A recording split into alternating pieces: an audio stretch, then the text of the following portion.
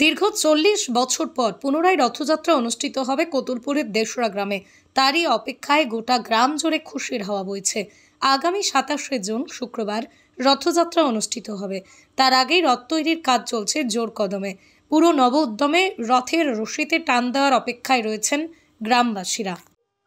এই জায়গায় আমরা সত্যি খুব এক্সাইটেড যে এত সুন্দর একটা অনুষ্ঠান করতে নেমে প্রত্যেকটা দেশরা গ্রামের মানুষ এবং আশেপাশে জয়রামবাটি গ্রাম বা এই উল্টো দিকের আরো গ্রাম থেকে সমস্ত মানুষ আমাদের সঙ্গে সহযোগিতায় হাত বাড়িয়েছেন। আমরা প্রথম থেকে একটার পর একটা অনুষ্ঠান করব চিন্তা ভাবনা করছি, কিন্তু মানুষের সহযোগিতা এতটাই বাড়ছে, আমরা আরো বড় করে অনুষ্ঠানটা করার চেষ্টা করছি। এরপরে দেখা যাক। ঠাকুর মা স্বামীজি আশীর্বাদ নিয়ে নেমেছি। জগন্নাথ দেব প্রভুর একটা মন্দিরও আমরা করতে নেমে পড়েছি। মন্দিরও প্রায় শেষের মুখে, রথটা তৈরিও শেষের মুখে, একদম অন্তিম পর্যায়ে আমরা পৌঁছে গেছি। এখন আমাদের শুধু সবসময় এক্সাইটেডমেন্ট হচ্ছে যে কি হবে, আর কয়েকদিন হাতে মাত্র সময়। খুব ভালো লাগছে এত সুন্দর একটা কাজে নেমে। হ্যাঁ, আমি শুনেছি, আমি কিন্তু চোখে দেখিনি, শুনেছি ৪০ বছর আগে একটা দেশরা বাজারে একটা রথ ছিল।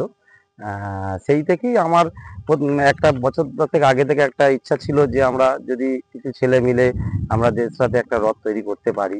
সেই ইচ্ছাটাই এবছর ভগবানের আশীর্বাদে হয়তো প্রকাশ পাচ্ছে। হ্যাঁ, প্রথমতই বলি, জয়রামবাটি মাতৃমন্দিরে আমি প্রতি বছর রথ টানি।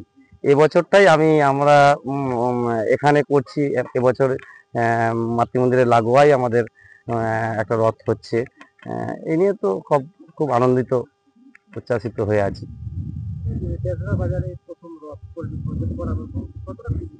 খুব খুব খুব আনন্দ, খুব আনন্দ, মানে এতটাই আনন্দ আমরা পাচ্ছি, কোনো সেটা ভাষা প্রকাশ করা যাবে না।